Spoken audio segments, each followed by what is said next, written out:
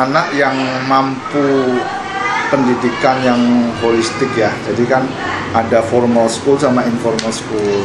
Banyak anak-anak yang menengah ke bawah itu mereka nggak bisa menikmati ekstrakurikuler, les musik, mereka nggak bisa belajar komputer, bahasa Inggris dan lain sebagainya. Nah jadi kita ingin menyelenggarakan pendidikan buat mereka supaya mereka nggak putus sekolah dan lagi mereka bisa mengenyam pendidikan yang seperti anak-anak mampu. Nah jadi untuk mereka sekolah kita support untuk uang sekolahnya, semua uang kegiatan, seragam, buku dan lain sebagainya. Nah, tapi mereka punya kewajiban untuk datang ke Child Development Center kita atau pusat pengembangan anak ini. Nah, di sini kayak pelajaran tambahan. Nah, tetapi holistik, nggak hanya pelajaran sekolah yang kita bantu mereka untuk belajar, tapi juga sosio-emosional. Kita ajarkan bagaimana mentoleransi orang lain, bergaul dengan orang lain, menerima perbedaan dan lain sebagainya. Nah, terus sama untuk fisik ya, nutrisi, gizi yang seimbang, kebiasaan hidup yang baik. Nah itu kita juga ajarkan. Terus tentang sanitasi dan lain sebagainya itu fisik. Nah terus aspek yang lainnya adalah moral, akhlak dan budi pekerti. Nah ini yang kebanyakan di sekolahan nggak diajarkan. Nah kita ingin mereka belajar itu. Nah, terutama buat anak-anak yang menengah ke bawah ya, mereka ini kan mentalitasnya berbeda dengan kebanyakan anak-anak yang berkecukupan. Nah, mentalitas yang ini nih yang ingin kita bangun. Kenapa bisa beda? Karena ya dari lingkungannya, dari orang tuanya. Pertama kali yang paling mendasar mereka punya mentalitas itu, mereka tidak berani punya cita-cita atau mimpi yang tinggi gitu. Nah di sini kita kasih mereka pengharapan, kami akan bantu loh kamu sekolah, ayo raih cita-cita kamu setinggi mungkin, kamu kan bisa jadi orang hebat. Nah itu yang nomor satu yang kita berikan. Jadi bersama-sama pendidikan kita support supaya jangan putus sekolah, atau yang nggak sekolah bisa sekolah, dan juga mereka kita berikan support mental dan aspek-aspek yang tidak diajarkan di sekolah. Ide dasarnya itu sebetulnya bisa memilih pendidikan. Ya, ini pertanyaan yang bagus nih. Nah, mungkin kita semua tahu ya, Indonesia itu terpuruk oleh karena korupsinya, oleh karena budaya yang tidak kita miliki dari negara-negara maju, pola pikirnya dan lain sebagainya. Lah, untuk mengubah itu tuh sulitnya luar biasa. Kita sudah ganti 5 presiden, kita sudah ganti era reformasi dan lain sebagainya. Rasanya kok nggak berubah-berubah. Nah, menurut saya tidak ada cara lain kalau kita mau mengubah manusia itu dirubah sejak dari dasar. Nah, kalau dia sudah grown up, agak sulit untuk kita bisa rubah. Kalau kita mau meletakkan sesuatu yang bagus, kita mulai dari yang masih kecil.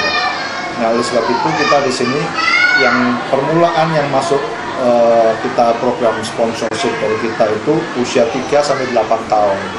Kita akan biayai sampai dia lulus pendidikan wajib belajar di Indonesia. Lah,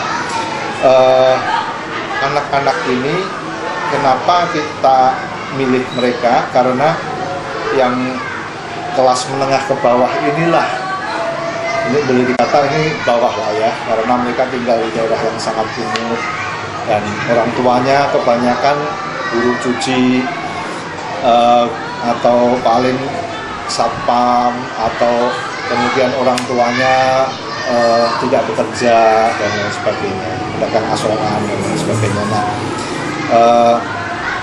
ini masyarakat seperti ini yang kemudian kita percaya bahwa kita akan sentuh mereka sehingga mereka tidak menjadi dalam tanda petik sampah masyarakat atau merusak ya.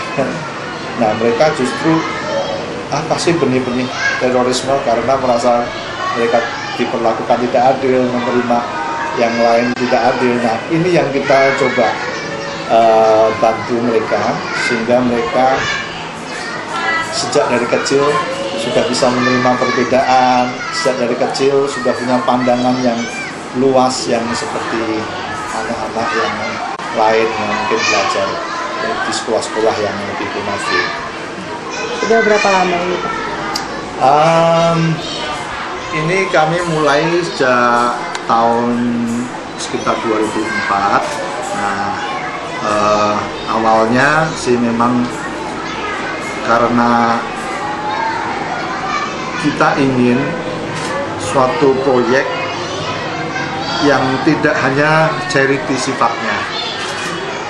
Charity kita memberi mereka ikan, tetapi ada lagi satu level namanya pelayanan masyarakat atau community development. Itu kebanyakan mereka memberikan kail atau apa ya, umpan ya untuk mereka bisa mendapatkan ikan.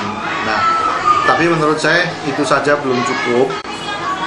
Yang kami harapkan adalah sampai pola pikir, mentalitas, dan kemudian bagaimana anak-anak ini tumbuh menjadi orang-orang yang kemudian lebih baik taraf hidupnya dari orang tuanya dan bisa mengubah lingkungannya. Nah itu yang kami namakan transformasi. Nah dia bisa mempengaruhi orang tua, adik-adiknya, keluarganya, dan juga masyarakat di sekitarnya. Nah ini awalnya yang kita inginkan, bukan sekedar charity, tetapi ini memang proyek jangka panjang. Nah tapi hasilnya akan sangat luar biasa karena kami terintegrasi, tidak hanya intelektual aja, tetapi juga mental attitude, juga kemudian budi pekerti, moral, akhlak, dan sosio-emosional, dan lain sebagainya. Ada syarat nggak Pak untuk masuk ke Oh sini? iya, tentu. Mereka harus menunjukkan bahwa mereka benar-benar tidak mampu, ya, dengan cara ini ada SKTM, surat keterangan tidak mampu dari RT RW, dan juga mereka belum pernah menerima donasi dari yayasan atau organisasi yang lain.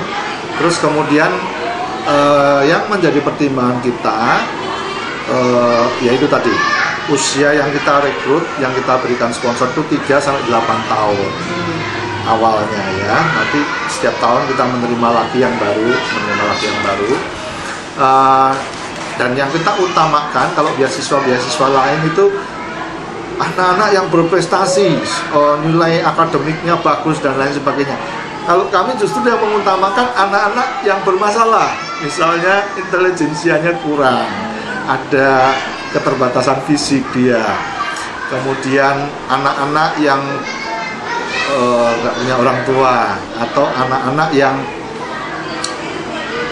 ya mungkin apa ya, di sekolah dia bermasalah sehingga kemudian nggak bisa melanjutkan sekolah oleh karena biaya dan lain sebagainya. Nah, yang seperti ini nih yang kita prioritaskan. Kenapa? Karena kalau anak yang hebat kemudian dididik menjadi anak yang luar biasa, banyak orang bisa melakukan. Tetapi kalau dari anak yang istilahnya tidak dianggap, kita bisa didik sampai dia menjadi orang hebat. Nah ini yang memberi nilai tambah. Sampai dengan hari ini Pak, sudah berapa banyak anak-anak yang iya. Nah ID? kami permulaannya di daerah Sukapura sini, di daerah Kelapa Gading. Ini yang pertama kali? Ya, di pinggiran Kelapa Gading ini. Terus kemudian ada anak-anak jalanan di Grogol dan Cengkareng. Kalau yang di Cengkareng itu anak-anak pemulung, jadi anak-anak tukang sampah, anak-anak yang pengumpul plastik dan barang-barang bekas. Nah itu mereka ada satu lingkungan, itu yang kita coba adopsi anak-anaknya. Terus juga kemudian ada lagi yang di Tanah Merah. Nah Tanah Merah ini di daerah Priok. Di sana itu tanah yang tak bertuan ya, tanah sengketa.